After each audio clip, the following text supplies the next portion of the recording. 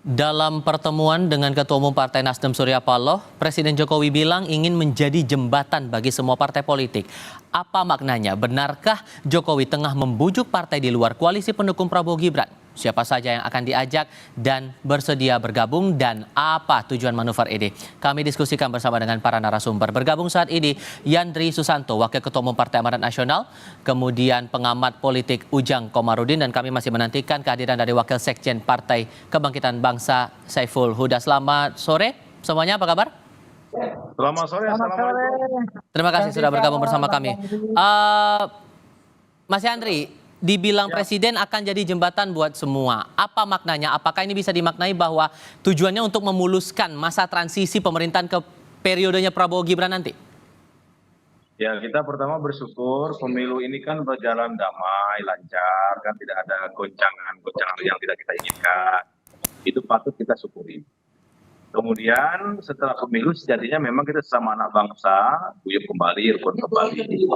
Dan apa yang dilakukan oleh Pak Jokowi untuk melakukan silaturahmi, mengundang para pihak, saya kira kita apresiasi dengan baik. Ya, itu bagian dari usaha kita untuk mempercepat.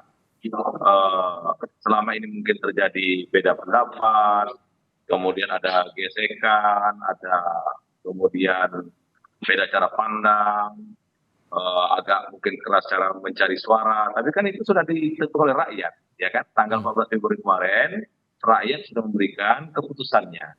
Dan kita sudah ketahui bahwa hasil quick count itu, yang insya Allah tidak banyak berubah dengan rekap nanti, insya Allah pilpres ini sekali putaran. Nah, maka yang dilakukan oleh Pak Jokowi, saya kira sekali lagi kita harus apresiasi dalam rangka tadi, sesama anak bangsa, pertarungan atau kontestasi pilpres maupun pemilu legislatif itu sudah selesai, dan memang walaupun masih ada tahapan berikutnya, kita tunggu pleno KPU, dan mungkin kalau ada para pihak yang tidak setuju atau ada bukti-bukti, silakan ada jalur konstitusional melalui Mahkamah Konstitusi. Tapi intinya, walaupun kita berbeda partai, berbeda pilihan, kemudian hasilnya sudah diketahui, tidak ada salahnya kita bersilaturahmi, Mas. Ya. Tapi kalau kemudian arahnya dibilang bahwa ini coba untuk menghilangkan oposisi, mencoba membawa sebanyak-banyaknya untuk berada di kubu pemerintahan, gimana tuh? Nah, itu belum ke sana, belum, masih jauh itu, ya kan? Jangan juga setiap pertemuan dikaitkan dengan bagi-bagi kekuasaan, oposisi dia oposisi, jangan juga, ya kan? Silaturahmi itu baik, ya kan? Jadi jangan setiap pertemuan dimaknai dengan pertemuan politik, jangan, ya. Kan bangsa Indonesia ini hobi dengan silaturahmi, ngobrol bareng, duduk bareng, ya.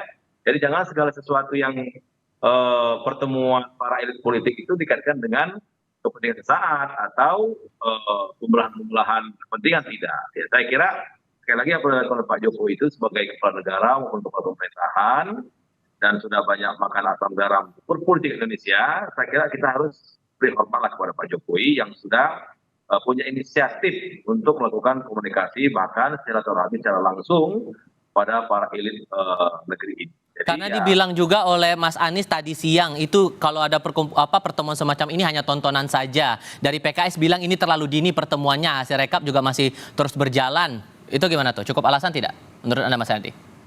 Sekali kalau saya gini, saya sarankan ke Mas Anies, ngomongnya baik-baik lah kan. Dia kan sebagai capres, ya kan.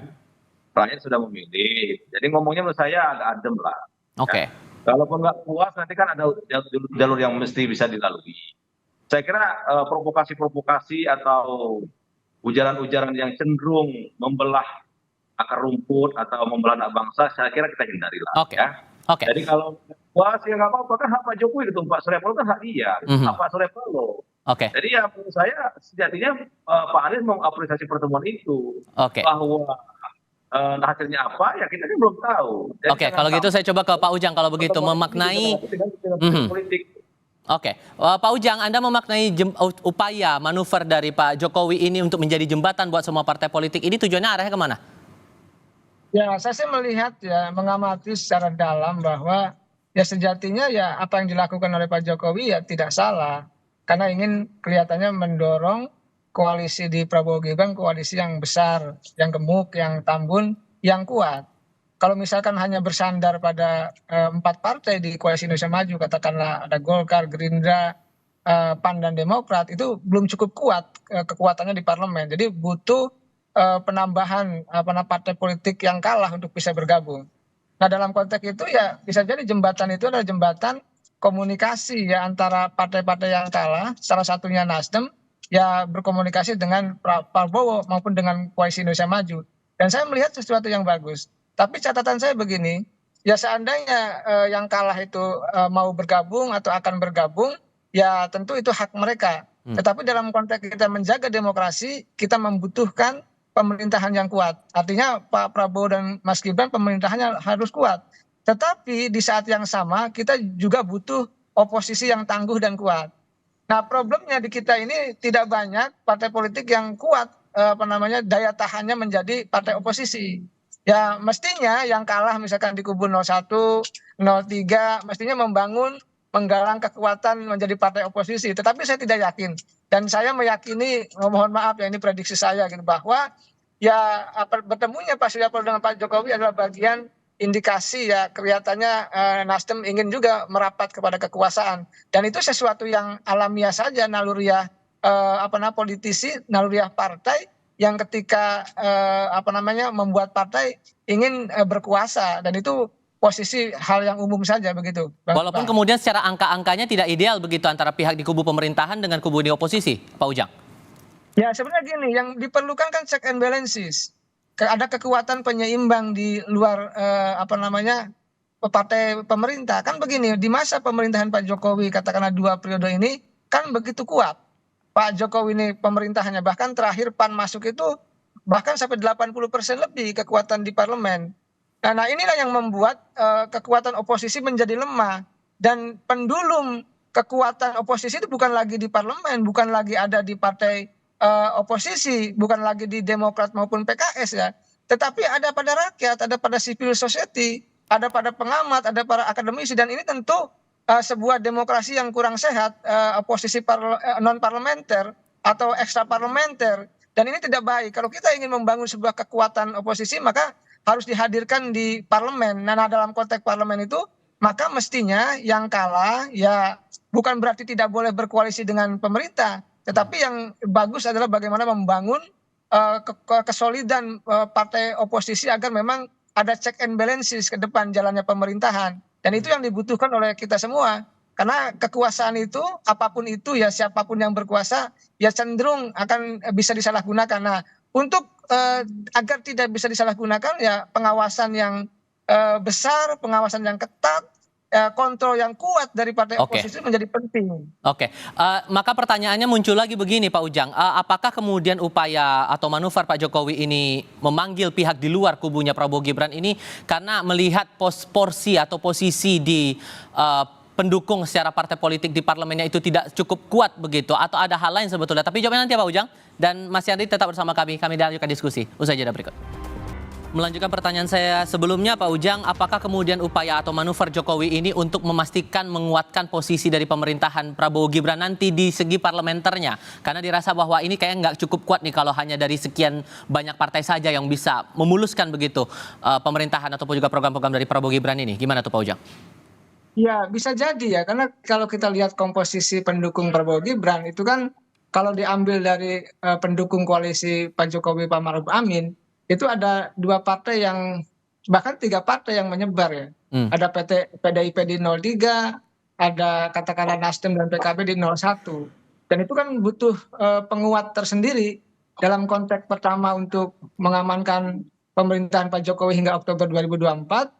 Di saat yang sama juga ya, karena konsep Pak Prabowo dengan Mas Gibran adalah keberlanjutan, maka Pak Jokowi juga punya kepentingan untuk bisa transisi ya menuju pemerintahan yang baru itu berjalan dengan aman dan damai.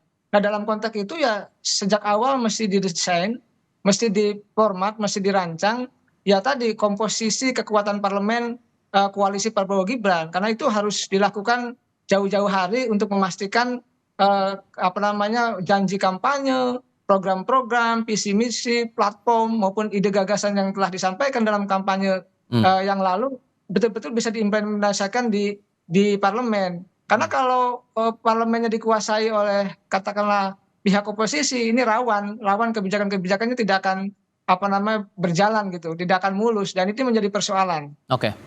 Oke, sehingga di kubu Koalisi Indonesia Maju atau mungkin dari PAN sendiri, Mas Yandri, apakah sudah ada obrolan khusus kira-kira parpol mana yang bisa diajak untuk bergabung begitu ke kubunya Prabowo Gibran? Atau mungkin udah ngobrol dengan Pak Presiden Joko Widodo juga nih? Belum ada obrolan itu, Mas.